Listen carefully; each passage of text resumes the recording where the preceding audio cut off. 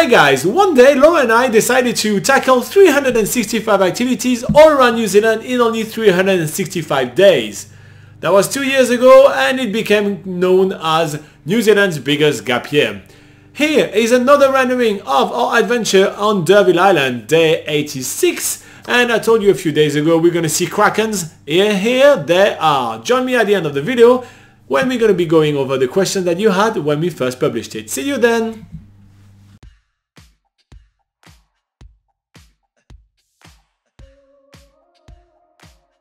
This morning we are waking up on the beautiful Derville Island Wilderness Resort, and as soon as we walk out of our cabin we see loads of birds, including the tourist's kiwi, i.e. the weka. The weka is a pretty common bird in New Zealand, but tour guides think it's hilarious to say it is a kiwi bird, and all the tourists take photos of them. But the weka bird is not grazing by itself. There is also a handful of chickens which are providing eggs for the Derville Island Wilderness Resort. And on top, high up in the trees, are a ton of different birds, including tuis, bellbirds, and a lot of other species. It's very noisy on Derville Island, despite the fact that there is only about 5 people living there. Wildlife usually thrive on New Zealand islands because they tend to be pest-free, meaning that there's less competition for food. And we can hear some really crazy noises coming from the bellbird and the tui bird. They sound like they're robots from Star Wars or something. As you can expect from island life, we are starting the day at a very slow pace. We are sitting by the shore, watching the stunning sounds, minding their own business, the wave crashing on the rocks, and basically just nature doing its thing. We also take the time to sit by the fire and chat a little bit with Ash, which is one of our hosts. He's explaining us what we're going to be doing today, which is taking his 4x4 all the way on top of the mountain behind the lodge, which will give us a 360 degrees view all around. Laura and I are stoked. So Ash is getting us to jump on board of his 4x4 truck.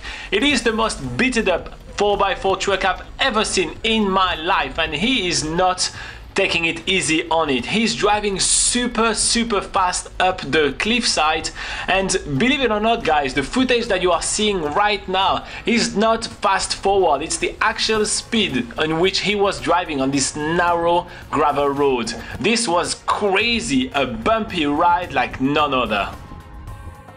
This track is usually meant to be a walking track, but because we ate so much breakfast, Ash has offered to take us up in this truck, which we really didn't know what we were getting ourselves into, and as you can see from our reactions, it is madness.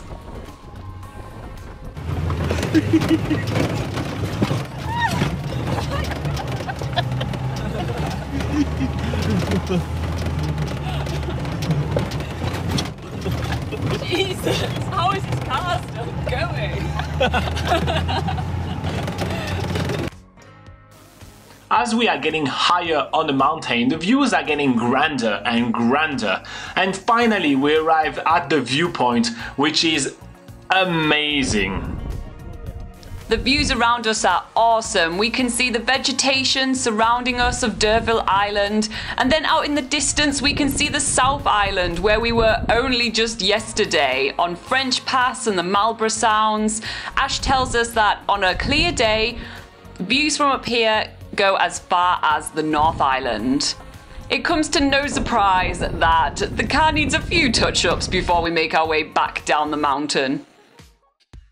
Admittedly, I was kind of shitting my pants on the way up, so I tried to make up a couple of stories for Ash to drive a little slower on the way down, but that didn't really work and he's driving even faster all the way down back to the lodge.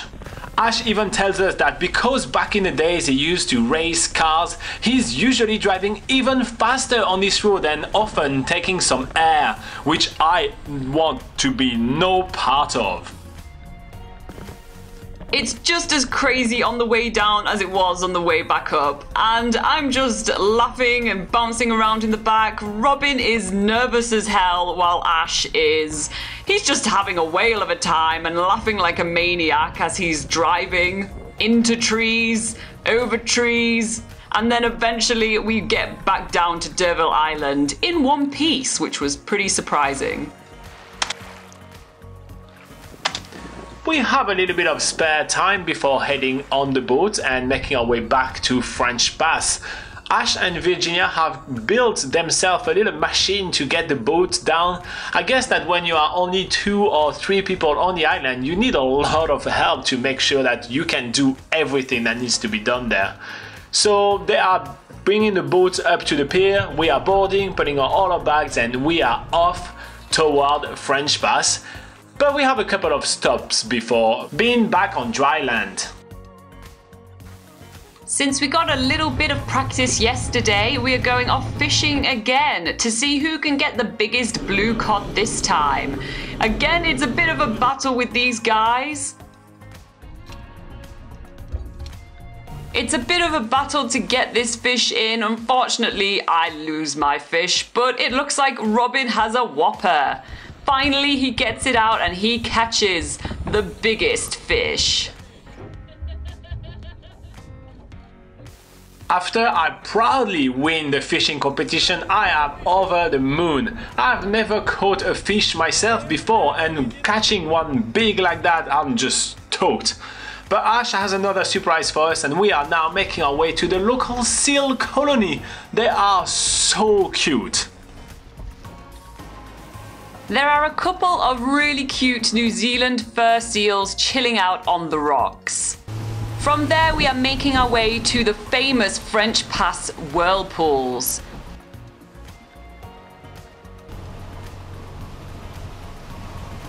We're in Whirlpool Central right now. We're gonna get swallowed up by the Kraken. This is such a surreal place. Although we're in the middle of the ocean, there is a current as if we were in the river. We're almost whitewater rafting in a fishing boat right now. Big one, big one, It sort of feels like we're in a movie, like we're in Pirates of the Caribbean. The boat is even swirling around in the whirlpools themselves. The water's trying to come through here. If you tip a litre of water in a funnel, Yeah. a litre of water doesn't come out the bottom. Okay, so why is it trying to come in here while it's dead? This is an island and this is land, and it's all that area there and all that area there is water trying to come through here. We arrived back in French Pass, and Virginia is giving us a ride back toward Okiwi Bay, where we're going to spend our last night before continuing our trip tomorrow toward Nelson. While Ash is telling a story, I'm devising strategies right here. The first strategy is going to be to delay as much as possible getting back into the car. So I'm asking him more questions about the views and all of that, and making sure that we are really, really late. And the second part of my strategy is going to be to bluntly lie and tell him that the gimbal, which is my stabilizer for the camera, cannot handle high speed, and he's going to have to drive really slowly because that was too fast on the way in.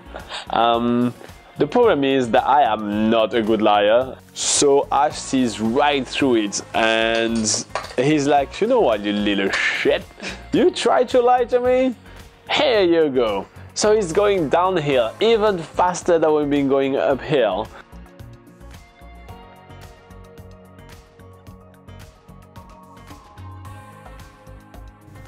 Alright guys, so as you can see, it was definitely a rendering of Pirates of the Caribbean on D'Urville Island. We had the crazy pirate and we had the swirling waters, and the Kraken was there, but we didn't want to film it because he was a little bit camera shy. Okay, let's be honest, the Kraken wasn't there. I probably made up the Kraken, but everything else was real. Alright, so let's go over the question that you guys had the first time we published the video. We had Anna that says that just love the mad drive. No, you don't. It was not fun, it was crazy scary. Just rather hard on the poor vehicle, she says.